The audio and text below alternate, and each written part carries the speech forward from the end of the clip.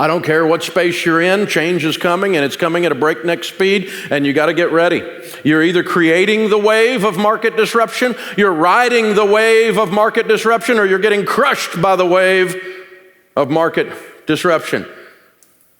No one is on the sidelines. You will be an ice house that's out of business, or you'll be a $2.5 billion industry because you caught the front edge of the wave or you created the wave that you're riding. Standing on the sidelines is no longer an option. We struggle with this inside of our organization because once something's working, you kind of want to let it just work. You want to get comfortable. That thing's profitable. Don't screw with it. Been working 15 years to get to that. Finally, it gets there. And everybody wants to mess with it. Leave it alone. It's working. I like my comfort zone. Don't bother me. You don't have an option.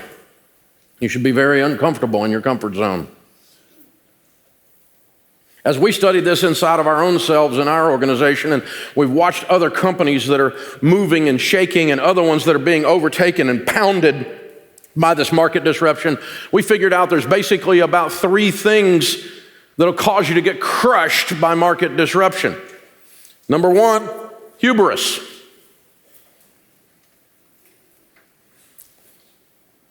When I went from the first grade to the second grade, I shouldn't have.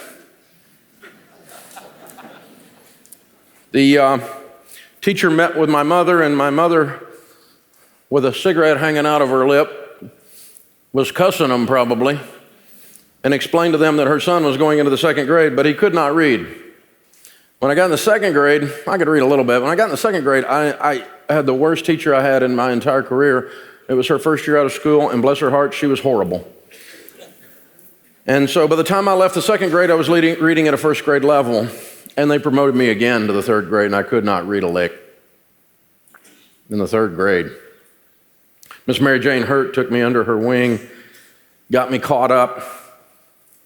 Miss Pratt, who she handed me off to in the fourth grade. By then I was reading on a third grade level. When I left the fourth grade, I was reading on a sixth grade level. It wasn't that I was dumb, it was that I hadn't been taught. Multiple New York Times best-selling author, virtually illiterate in the second grade. There was a little library in our little elementary school, Haywood Elementary. And once I learned to read, I loved reading. I discovered reading could take me anywhere I wanted to go. And I started reading.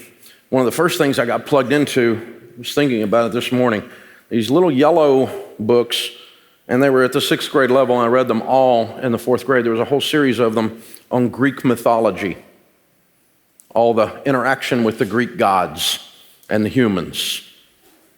And in almost every Greek mythology story, of course, they're somewhat like an Aesop's fable in that there's a lesson to be learned in every one of these stories. In almost every one of them, the interaction with the hero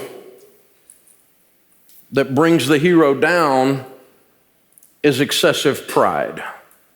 The Greek word is hubris.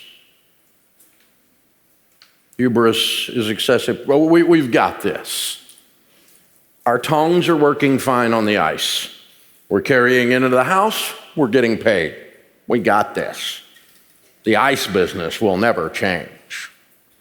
If you ever catch yourself saying something like that, you're about to go out of business. My friend Jim Collins wrote the book Good to Great after he wrote the book Built to Last. And while he was working on his follow-up book, his third book, the marketplace shifted. There was a big downturn in the economy, and he had all this research in front of him. Jim writes from research. He's a wonderful academic. And he really did not intend to put out another book until Thriving on Chaos came out. He dropped this little book out in the middle of that, How the Mighty Fall. And he started studying great companies that had fallen. And the number one habit was hubris. Hubris. Excessive arrogance or overconfidence kills companies. Nokia owned the cell phone business. Their market share was an 800-pound gorilla They owned the business. They had touchscreen technology in their R&D labs and decided in their brilliance that it wasn't marketable and it didn't need to come to the market, that the flip phone was going to be just fine. Nokia is gone. They're gone.